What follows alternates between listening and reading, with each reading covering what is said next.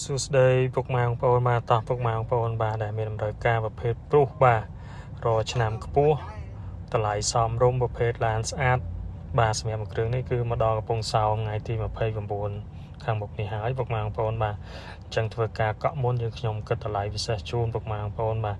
ជាប្រភេទឡានស្អាតឡានប្រើតាមផ្ទះពុកម៉ែបងប្អូនបាទឡានប្រើតាមផ្ទះនៅកលីបាទសាច់ដែកខ្ចៅខ្យងថ្មីពុកម៉ែបងប្អូនបាទសម្រាប់មួយគ្រឿងនេះគឺទឹកថ្នាំគឺស៊ីនមួយជុំពុកម៉ែបងប្អូនបាទអត់មានប្រវត្តិអុកប៉ះទេបន្ទុកក៏ខ្ពស់ដែរពុកម៉ែបងប្អូនបាទអញ្ចឹងបាទសម្រាប់ពុកម៉ែបងប្អូនដែលមានតម្រូវការឡានស្អាតបាទអាចមើលមួយគ្រឿងនេះបានពុកម៉ែបងប្អូនបាទជាប្រភេទបាទ012 option 5បាទពុកស្បែកអីចុចបាស JBL ពុកម៉ែបងប្អូនបាទ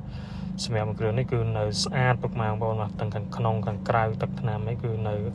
ស៊ីនមួយជុំបាទសម្រាប់ឡាននេះអញ្ចឹងរួចរាល់ឡើងសម្រាប់ពុកម៉ែបងប្អូនបាទដែលមានតម្រូវការបាទប្រភេទព្រុសសន្សំចាយសាំងបាទសម្រាប់មួយគ្រឿងនេះគឺ